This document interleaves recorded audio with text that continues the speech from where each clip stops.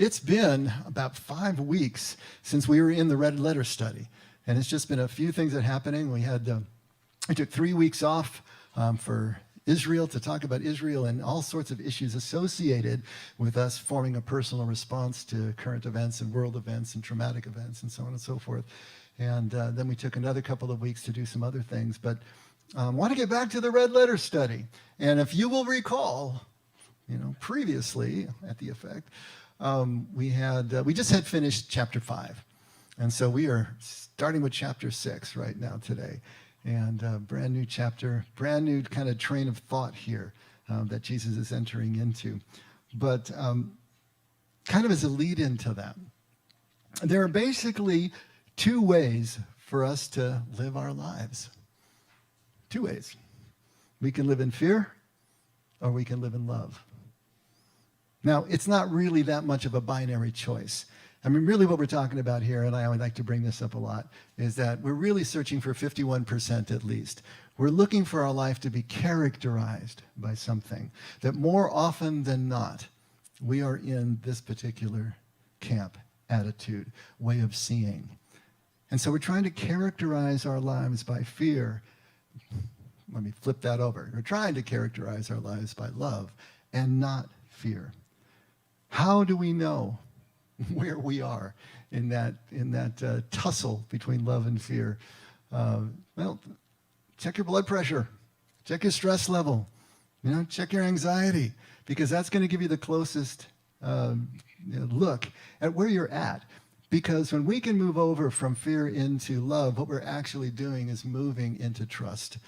And trust and anxiety are inversely proportional. As one goes up, the other goes down. And so if we're starting to live our lives less stressed, less anxious, less worried, then we know that we're moving, we're crossing that threshold. That's how we can tell. It doesn't mean that even the best of us isn't going to have stressed days and stressed times. It doesn't mean that we're not fighting that, but it does mean that we're finally crossing a threshold where we can say more often than not, I am on this side. I am starting to allow trust to take over and change the way that I do business, just change the way that I see and experience my moments. Because if we're living life from a place of fear, what is the view from there? If we're living our life in fear, that means we're living our life viewing the needs that we have, the lack of things that we see, and the things that we want. We're always looking from that point of view. Because the fear is that we're not going to get what we need or we're going to lose what we have. But the focus is on lack of. The focus is on need. Now, Jesus said he came to bring us life and life abundantly. That's going to be the flip side of that. If we can start to look at life from a place of abundance and see that, hey, everything that we need is already here. Now, I know that I'm speaking here from an existential point of view. I'm speaking here from a spiritual point of view. Yes, we're always going to have physical needs that we have to meet. That's why we get up and go to work. That's why we do the things that we do. But if we can at the same time start to view life from the point of view that Jesus is coming, from saying that everything that is of lasting importance, everything that you really need is abundant. It's like the air that you breathe. It's like the ground that you walk on. It's all here and it's all now. And when we can start to see that truth, then the gratitude can kick in. And gratitude is always now. And it's always here. Gratitude is never delayed. It's not out there someplace. It's either now or it's here or it's not in you. It doesn't exist at all. And when we get to the place of gratitude, now we're at the place of trust. That we know that in the future, everything somehow is going to be okay. These are the points, kind of the horns of the dilemma of human nature that we're in. And Jesus is all about getting us over to this side of abundance. He keeps coming back to abundance. If you look at his proverbs, his prayers, his parables, everything that he talks about are images of abundance. Whether he's invoking agriculture, invoking anything, it's always images of abundance because that's the way he sees life. That's the way he sees his Father. And Jesus is pointing us toward the Father. If you've seen me, you've seen the Father. And this is why Jesus' message is based on the good news of the Father's everything. It's all about everything. Everything I have is already yours, right? What part of everything didn't you understand? It's all about the Father's everything. It's all about the Father's love. If he knows, if he can get us to that reality, everything begins to change. If he can't get us there, then we hobble along as best we can, still loved by that everything, but our lives won't reflect it the way that they could. So until we graduate from this viewpoint of need, until we can stop always seeing life as a zero-sum game, that's always having to scratch out everything that we need, usually out of somebody else's hide, then we're always going to live in that fear. Matthew 5 was all about Jesus redefining the law, but redefining it in a very specific way. He wanted to redefine it away from a legal point of view into a relational point of view. He said, I didn't come to abolish, I came to fulfill, which is actually a Hebrew idiom. It's not about destroying it completely or fulfilling it. It's about misinterpreting or interpreting correctly. That's what it meant to abolish or to destroy in this idiom. It meant to interpret it incorrectly. He's going to interpret it correctly, and he's going to fulfill it by interpreting it correctly and bring us into an understanding of what the law is really about. It's not about a legal set of duties that we have to fulfill or else. It is describing a relationship that we have, not only with God, but with each other. I mean, the law was primarily about how do people live together in such a way that they are mirroring what Jesus calls kingdom. He's bringing the law back to the intent of the law and not just about following rules.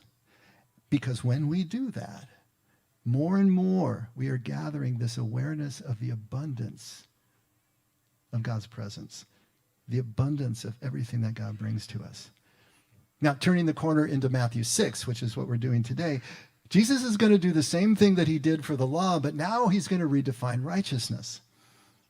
In the same way that he broke down, deconstructed, and trying to turn the corner on law, he wants to do that for righteousness. Why righteousness? And what does that really mean? We say righteousness and it brings up all sorts of strange images. But to the Jews of the first century, and especially to the rabbis who were primarily from the Pharisaical school, they had three tests or three demonstrations of what they called righteousness.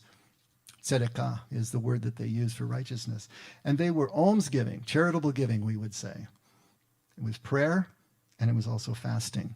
Those were the three ways that a person showed or tested their own righteousness, that tzedakah, their ability to do righteousness, was through giving gifts, through prayer, and through fasting.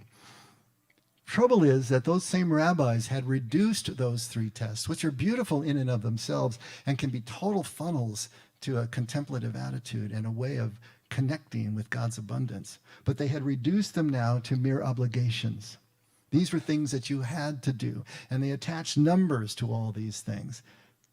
Pharisees were nothing if not thorough, and they were nothing if not lawyers. And so they attached all sorts of numbers to the way that you had to give and so on and so forth. But they reduced these three beautiful ways of showing kindness and loving kindness and justice and so on and so forth to obligations and to rules that you had to follow. And worse than that, they used them for themselves in order to aggrandize themselves to the people around them, because they followed these three demonstrations and tests so excellently. They could show everyone how spiritual they were, how righteous they were. And Jesus, of course, Jesus, he's going to tear all that stuff down, because that's what he does. He's going to take these tables and overturn them. So what Jesus is doing in chapter 6 is redefining all three of these ways of showing righteousness. And we want to look today just at the first one, at charitable giving, almsgiving. So let's take a look at Matthew 6, starting right at verse 1. And we're going to read up to verse 4. So take a look. He says, "Beware of practicing your righteousness before men to be noticed by them. Otherwise you have no reward with your Father who's in heaven. So when you give to the poor, do not sound a trumpet before you, as the hypocrites do in the synagogues and in the streets, so that they may be honored by men. Truly I say to you, they have their reward in full. But when you give to the poor, do not let your left hand know what your right hand is doing, so that your giving will be in secret. And your Father who sees what is done in secret will reward you. All right, so that seems all pretty straightforward, right? But as always, if we dig into the Hebrew context, it's just going to open up some doors and some windows. So let's do that. I mean, first of all, this idea of practicing righteousness as it's translated for us in the NASB that you just read, really in the original language, it's doing righteousness is the way that they understand it. Doing righteousness is a Hebrew idiom.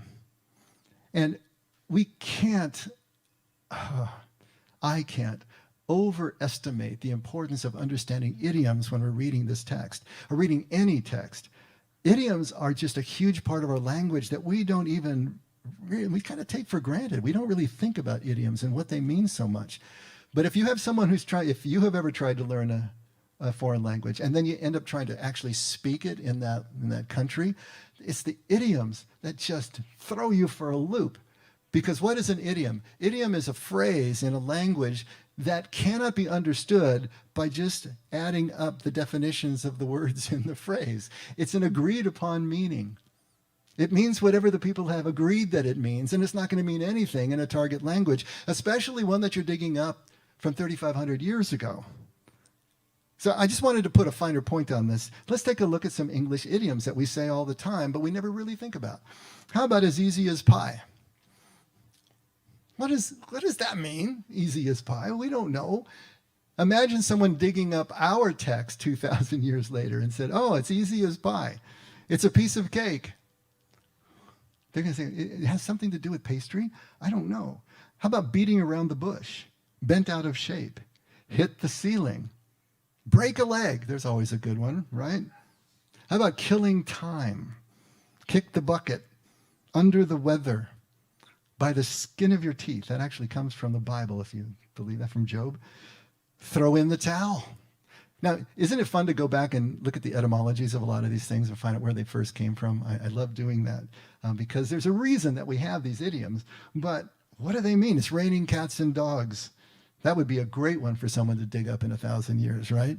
Wow, back in those days, in the aughts, yeah, quadrupeds used to fall from the sky.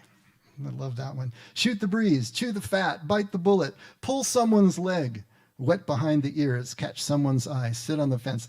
I got a million of these, but I'm going to stop there because you get the idea. But now let's flip over and let's look at some of the idioms that are in Hebrew from the Bible and the way that they translate directly and literally into English. Lift up your eyes. Now, we can probably figure that one out, but obviously it means to look and see. But literally to lift up your eyes? Or how about lift up your head? What do you think that would mean? Well, it means to restore honor. We would say, keep your chin up. Same sort of idea. But lift up your head means to restore honor. If someone talks to you about your seed, they're not talking about your garden, they're talking about your children. That was the idiom for children. Flowing with milk and honey just meant that the land was fertile.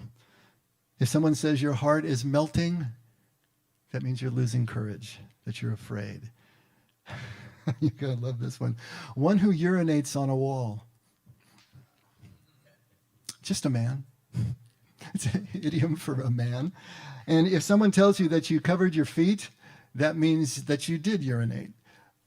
This is from the Bible, you guys. That's from Samuel. I'm not making this stuff up. Marion's crawling under a seat. But I'm just telling you, this is in our book. But you come across that, if you were to read that, now obviously no one's going to translate it that way into English. They're going to translate it in a way that we can understand. But if you were translating this directly from the language and you come with cover your feet, but it's kind of graphically correct, I suppose. If someone says that you're speaking with four eyes, it means that two people are speaking face to face. Four eyes, get it? If someone talks about your hearts and your kidneys, it's about your thoughts and your emotions. If someone says you have no quiet in your belly, they're telling you that you're greedy. And if you're great before God, it just means you're big, you're large. The city of Nineveh was great before God. Doesn't mean that it was holy or the people that were turned toward God. It just means it's a big city. You know, LA is great before God. Really? Okay. Gird up your loins simply means to get ready. Hear in the ears means to whisper. Eat your own bread. I like this one. Eat your own bread. What does that mean? It means get a job. It means be self-sustaining. How long will you take away my life? It means you're really annoying me. You're bothering me. And speak mouth to mouth is the way that they would say speak face to face. So these are some that are actually taken from the Old and New Testaments, but they can really throw us. Now, none of these are really going to affect our theology, our understanding of doctrine, right? But when Jesus says poor in spirit, and we've gone over this one many times, you know, most of us take that as a negative. They're poor in spirit. It means that they don't really have spiritual awareness. They're really not practicing spiritual gifts, blah, blah, blah. That's an idiom, which means that you have an attitude of poverty, even if you're rich. It's something that Jesus says you're blessed when you're poor in spirit. But that throws us unless we know the idiomatic expression. When he talked about abolishing and fulfilling the law, I just covered that. It doesn't just mean to destroy it. It means to misinterpret it. You're abolishing it through misinterpretation, and you fulfill it by interpreting it correctly. And now we've got this idea of doing righteousness, doing tzedakah. And it means to give charitably. It means to do acts of mercy. And so when he talks about practicing righteousness, it has nothing to do with being a great person. It has to do whether you are actually fulfilling the needs of others by giving and by acting with mercy toward people. So that's the first idiom. We're going to look at 6 phrases in just this little passage that we read that are going to influence the meaning that we're going to take from it. So doing righteousness means charitable giving and acts of mercy. Sounding the trumpet. He says, don't sound the trumpet like the hypocrites do. Okay, now that sounds like maybe it's a metaphor, but really it's another idiomatic phrase. What did it have to do with? There were 13 collection boxes in the court of the women outside the ancient temple. And this was a public space. And if the women could go this far and no further. Sorry, ladies. But that was a very public space. And there was these 13 big collection boxes around the perimeter of the court. And they were all conical in shape. So they had a small throat at the top, and then they widened at the bottom. And so if someone really wanted you to know how much money they were giving, they'd take a handful of coins and bang them down into it, and would reverberate. And everybody would look and say, ooh, they gave a lot of money. That's sounding the trumpet. It's a way of self-aggrandizing. Again, it's a way of calling attention to your gift because you're trying to use this in a way of feathering your own nest to get higher up the social ladder or whatever it is you're trying to do. But you want to make everyone completely aware of what you gave. And the hypocrites, this idea of a hypocrite. We use that word entirely too much. There really aren't that many hypocrites among us. There's a heck of a lot of sinners in the sense of people doing what is not the best thing to do for a relationship and hurting others. Most of us are doing the best we can with what we've got to work with at any given moment. But a hypocrite is someone who knows, consciously knows, that they're projecting an image in order to get some sort of gain. The word goes back to the Greek, the actors that would wear masks when they played, you know, comedy and tragedy, they would wear masks. That was the hypocrite. But it was just an actor playing a part. A true hypocrite is someone who's consciously playing a part, assuming a role, but for some sort of gain. That's why Jesus calls these people who are sounding the trumpet hypocrites, because they're playing a role for their own gain and negating what they're actually doing for somebody else. Now, yeah, the gift is still going to go to someone who needs it, and that's great. But in terms of their own spiritual development, he says, you've got your reward in full. It goes no further than that. Don't let the left hand know what the right hand is doing. That's a great one. And we can probably figure out what that means. It means to be as secret as possible. But the Hebrews have this anthropomorphic way of attributing actions to body parts as a metaphor for the whole person, right?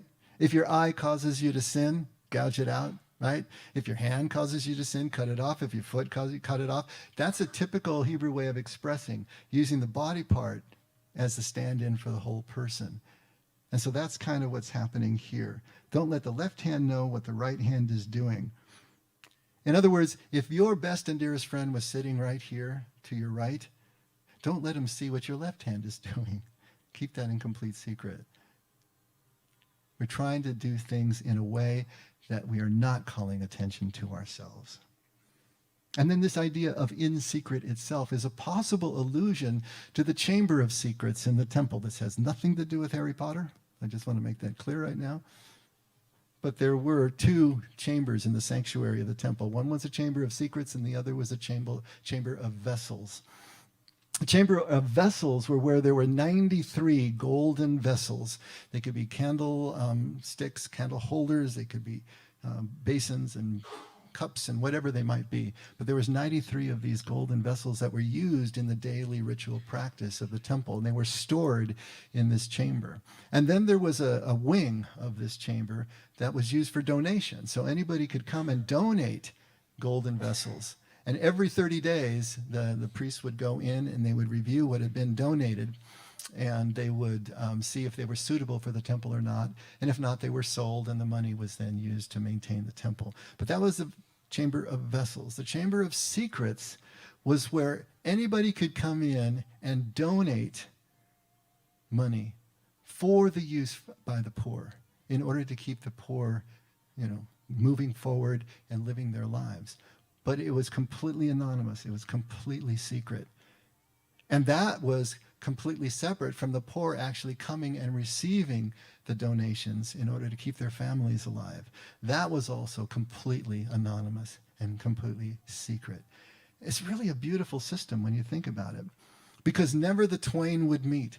Donor and donee would never meet. And so the dignity of the donor was always respected. There wasn't this embarrassing, lack of just ability to provide for yourself, because you could go anonymously and take what you needed for your family or receive what you needed for your family. And it also prevented the donor from feathering their nest and letting everybody know how much they gave and how well they did. So it was a beautiful system for people to be able to make sure that everyone had enough, with everyone being able to move forward as healed as possible. And so this idea of in secret, Jesus is invoking that. Most likely, everyone would know that illusion that was listening to him at the time. But of course, we don't get it. But this is what he's trying to get them to understand. Giving is not giving if you're doing it for any other reason than just wanting to see someone else's life get better.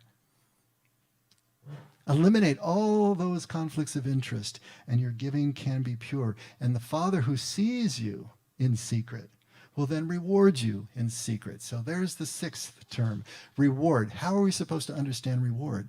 Because for us, especially just as modern Westerners, or really anybody who's living life, but specifically as Christians as well, the reward that we seek is always separated from the action in time. So there is an action that we take, and we're going to expect a reward later on. And that reward is separated in time. So it's kind of like if we do something now, we get paid our wages later, or we do something good now and we're paid a reward later. So it's all performance-based, right? But for Christians, the reward is separated into the afterlife. We do all the stuff that we need to do now, and we're going to get our reward, the great reward in heaven. I mean, this is the way that our doctrine works. This is the way that our whole mindset works, that the reward comes in the next life. But this is something we need to take a look at. In fact, there was one Christian scholar who said, at the Bema seat, now this is the judgment seat, and there's a passage where God sits on that judgment seat, which was just the raised platform from which the teachers taught in the synagogue, but they used it as a metaphor for God sitting at the Bema seat, this raised platform, and judging. But he says, at the Bema seat, at the judgment seat, we will feel regret if we didn't do more in our lives to get the reward that we're looking for. But I just want you to just think about that for a moment. You are in the presence of God. You are in the presence of living love, of perfect love. Love that cannot be decreased and cannot be increased. It just self-exists. Do you really think that you're going to feel regret at that moment? Face to face? With four eyes? in the presence of God? Do you really think you're going to feel regret at that moment? What did Jesus say? He said, no matter what time you get to the field to work, whether it's early in the morning, whether it's midday, or with an hour to go, everybody gets paid the same. What do you think he's talking about? You see, we got to put these things together. We have to understand what Jesus is trying to get across here so that these kinds of doctrinal ideas and theological ideas aren't going to throw us into a ditch, put us back into fear mode, put it back into lack and need and want mode, put us back into fear that is not part of the calculus that Jesus is trying to get across to us. So important for us to see this. We think that the reward is going to be a payment for work done, for wages for work completed, or payment for good deeds, but it's all performance-based. Just like when Jesus tells us the story of Simon, the Pharisee, and the sinful woman who comes. Simon is all about that he has earned his place as a good Pharisee. He's a doctor of the law. He is someone who's followed the law himself fastidiously. And here is this sinful woman who has done everything wrong and, touching Jesus' feet and anointing them and crying over them. He is the one who feels entitled. She is the one who feels grateful. Jesus is trying to get us away from this performance-based idea that we somehow earn our seat at the table and we can feel entitled because of that, and we can look down our nose, there's another idiom, at the people who don't. Put it all together. See where this is going. See how this completely changes the way that we view our relationship with God. Entitlement versus gratitude. There cannot be gratitude when you're feeling entitled to what you have earned. But when you realize that everything is a free gift, a gift you could never have given yourself, that's when gratitude can take root and everything can change. A reward in this sense from Jesus' lips cannot mean entitlement, because Jesus said, "Blessed are you if you're poor in spirit, if you have an attitude of poverty, even if you're rich." That you are not domineering, you are not entitled, you are not in any way feeling superior to anybody else. That's poor in spirit. He said you're blessed and you're children of God when that happens. You have kingdom at that point. So reward can't mean entitlement to Jesus. It can't mean payment for good deeds. Or can it mean heaven to any Jew? Because Jews don't process that way. Jews aren't focused on the next life. They're focused on this life here and now. The entire Sermon on the Mount, Matthew 5, 6, and 7, is all within the context of kingdom. And we've gone over this on many times, that the kingdom of heaven is an idiom. And it means the quality of life that's available right here and right now when we are present, when we are connected. All right here, right now. Therefore, the reward is here now too. The reward has to be here. It has to be now, not separated in time, because Jews aren't focused on afterlife or there then. They're focused here now. Jesus is telling us that God never withholds anything. That's a fear-based concept, that God is going to withhold anything until we perform well, and then he releases a little bit here, a little bit there, and then more after we die. That's a fear-based, needs-based way of approaching life. Jesus is telling us that everything of God is always flowing with milk and honey, if you will. It's always blowing like the wind. It's always flowing. The rewards that God gives us are always available. There's never a moment that they are not. Always here, always now. Again, the air we breathe, the ground on which we walk. But those rewards are also only accessible in moments of connection. Always available, but only accessible in moments of connection. Why? Because the reward is the connection. It's a state of being one with, and conscious of the presence of kingdom right here, right now. When we allow ourselves to move beyond our own little cocoon. When we move into another's presence, into another's life, when we give into that other life, the connection that is established there is the reward. Not there then. Now. That connection is the reward. So how are we supposed to understand giving? What is Jesus trying to get at here? Well, think about it. What's the intent of the gift? What do you intend when you give a gift? I remember early on, and 30 years ago, when I was just starting, in a different form of Christianity, from Catholicism to evangelical Christianity, one of the lines that was always thrown out was, you cannot outgive God. You can't outgive God. Some of you probably heard that one too. And it's true. But what does that show us of our intent if we're giving thinking that we can't outgive God? Another one I heard was that anything that you tithe will come back to you 100-fold. Anyone hear that one? Many of the email chain letters that you used to get, don't see those too much anymore, thankfully. But they were all based on that same premise. If you give, you're going to get it back 100-fold. As soon as we start thinking of that, our giving has become an investment. It's no longer a gift. It's an investment. We're giving with the intent of getting back. And getting back with interest, right? Again, fear-based, needs-based.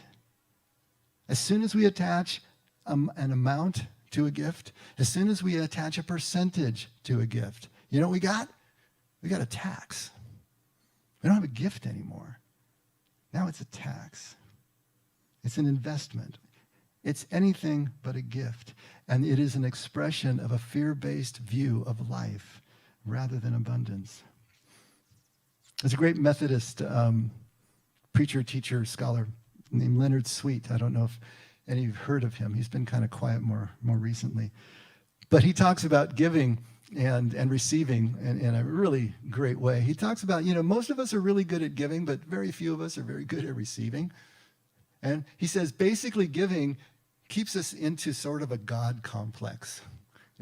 We like giving. We like being in the superior position. We like being in God's position, because then we get to give and we can be superior to and feel insulated from the needs and the wants and the fears of the people who need to receive. But of course, until we can receive, what have we got to give? What do we have to give until we've learned to receive? And especially until we've learned to be vulnerable enough to accept help from somewhere else, to accept a gift that is being freely offered. What do we have to give? And why are we giving? Again, we got to check the intention of the gift. Is it to keep ourselves in the illusion of power and control? That's what it's about. When you're giving, you're in control. When you're receiving, you're absolutely not. Why are we giving? Is it an investment? Is it an obligation? Is it to stay in control? Until we can become vulnerable, until we can realize that we are the ower and not the owner, as Leonard Sweet would say. I love that. We are the ower, not the owner. Because everything that we have, all that there is to have is God's. It's provided by God. Oh, I know, I earned it. Yeah, we're mostly just kind of moving deck chairs around on the Titanic. We can move resources around, but did we create them? Where did they come from? Where's that next breath coming from that allows you to go to work to buy the next thing that you say that you earned? This is another way of looking at life, that everything is God's and we are mere caretakers. We are stewards of this. But we're not creators. We're moving things around. We're caretaking for a short time, and then it all has to go back anyway. Now we're getting closer to a Hebrew understanding. And I want to read one more passage to see if we can lock it down. And this is at Luke 16, again, starting at verse 1. And Jesus was saying to his disciples, his followers, his friends, there was a rich man who had a manager. And this manager was reported to him as squandering his possessions. Okay, so what's he doing? Well, he's embezzling, or he's skimming off the top. He's doing whatever he's doing. He's squandering his possessions. And he calls him and says to him, what is this I hear about you? Give an accounting of your management, for you no longer can be manager. So he's going to get fired. He knows he's going to get fired. And the manager said to himself, what shall I do, since my master is taking the management away from me. I'm not strong enough to dig, and I'm too ashamed to beg. Great line. I love that line. I know what I shall do, so that when I am removed from the management, people will welcome me into their homes. And he summoned each one of his master's debtors, and he began saying to the first, how much do you owe my master? And he said, 100 measures of oil. And he said to him, take your bill and sit down quickly and write 50. And then he said to another, how much do you owe? And he said, 100 measures of wheat. And he said to him, take your bill and write 80. And his master praised the unrighteous manager because he had acted shrewdly. For the sons of this age are more shrewd in relation to their own kind than the sons of light. And I say to you, make friends for yourselves by means of the wealth of unrighteousness, so that when it fails, they will receive you into the eternal dwellings. All right, riddle me that one, all of you scholars out there. What the heck is Jesus talking about? He's praising unethical behavior. He's praising this swindler and saying not only that, but recommending that for the rest of us, holding him up as a model for all of us. What is Jesus doing here? This is one where, again, we need an idiomatic expression to save the day. So idioms are coming to our rescue each time. This idea of the wealth of unrighteousness, see, that's going to trip us up. Because if we think about the wealth of unrighteousness in relation to the story, we're going to think about wealth. We're going to think about money that was unrighteously gained, right? He embezzled it. It wasn't his. He embezzled it from his master. But what that idiomatic phrase really means, the wealth of unrighteousness, is about wealth that was unrighteously retained. Not gained, retained. That's the issue here. So what is Jesus talking about? What do we mean by retained? It means that when we receive something, anything above what we absolutely need should become fodder for tzedakah. We should be able to give that back to people in need. We don't just gather it up and keep storing it and storing it. Anything above what we need should flow back into the community. That is righteous mammon. Mammon is wealth. Unrighteous mammon is mammon that is stored. It's been dammed up. It's been kept for the single person and not allowed to flow back. That's the unrighteous mammon. If you allow this mammon to flow, you take what you need for yourself, of course. You keep what you need for yourself and your family, and you do everything responsibly, but the rest of it can flow. Then when you're in need, then it can flow back to you. And you will always, at some point, be in need. This is how we remain connected. This is how we connect with each other. When Jesus talks about spirit, we mentioned this many times. Spirit, rucha in Aramaic, is always in motion. Wind, breath, spirit, it's all rucha. That means all three at the same time. All are characterized by motion. If there is no motion, that thing doesn't exist. If your breath is not in motion, you're not breathing. If the wind is not in motion, it's just air. And if the spirit is not in motion, it's not spirit. It's not of God. It is always in motion, always moving, always flowing. And so spirit is a lot like electricity. Electricity. You know what electricity is? Nobody knows. But one thing we do know is that if it's not moving, it doesn't exist. You look at an outlet and say, okay, there's electricity there. No, there's a potential for electricity there. But until you put a load on it and it actually is doing some sort of work, lighting a light, turning a motor, it doesn't exist. It's only in motion or its potential. Spirit is like that. If it's not moving, it doesn't exist. It has to flow. So if we dam it up in our fear, in our view of need and lack and want, then it doesn't exist, and we are no longer in spirit with God. We are no longer connected to God. We are no longer receiving the reward that we receive in God, in the moment, in motion. Now, does this mean that we're not supposed to save money and do our investments and do our 401k? Of course not. It doesn't mean that. Savings are a part of what we need to be responsible for us and our family and our heirs. But have we become characterized by fear to the extent that we can't allow things to flow, that we're afraid to let our resources flow? If we're completely focused on lack and need and want, and we're fear-based, we don't have the trust. That means we need to cling to any point of control that we possibly can, because that gives us at least the ability to take our next breath.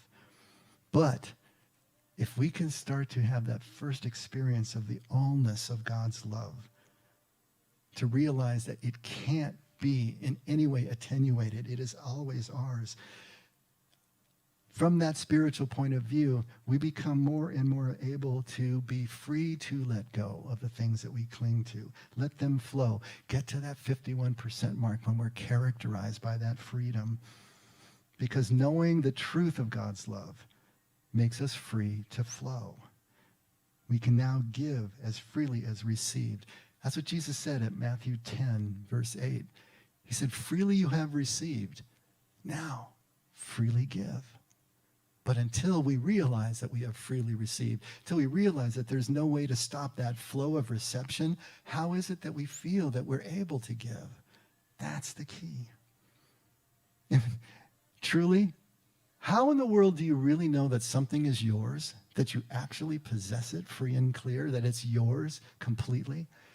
The only way you can know that something is yours is when you can give it away with no strings attached. I own my car. I got the pink slip. I could give it away to you. The bank doesn't own it. There's nothing to pay on it. I can give it away. If I think I have peace and tranquility, I won't know that until I can give it away, until others can feel the peace and tranquility that is emanating from my life.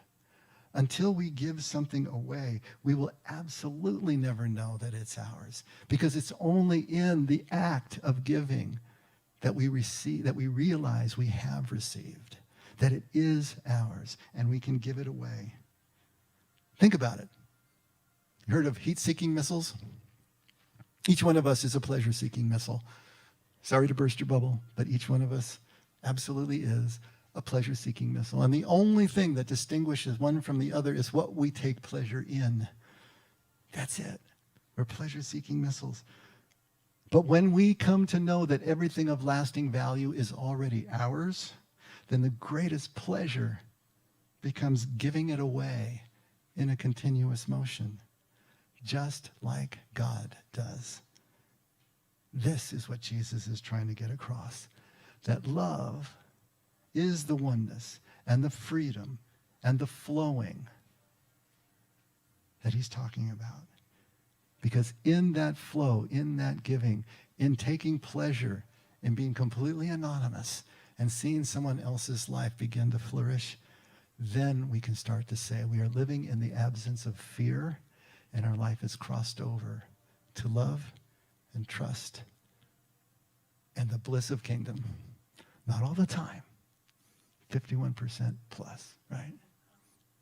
Let's pray. Father, here we are heading into Christmas again.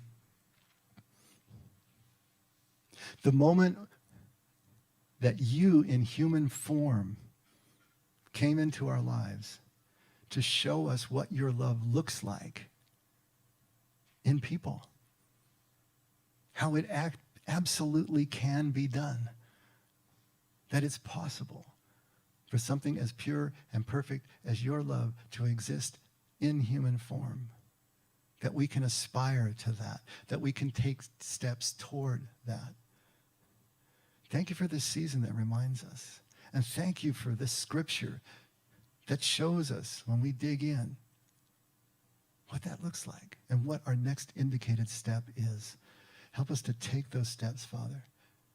Help us to continue to want something more of your love, the understanding of what your love means, so that we never give up taking the next step and the step after that that takes us further and further into the abundance that you have to offer us.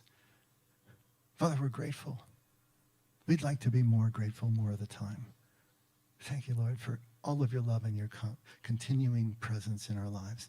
Never let us forget we can only love because you loved us first. In Jesus' name, Amen. Let's all stand.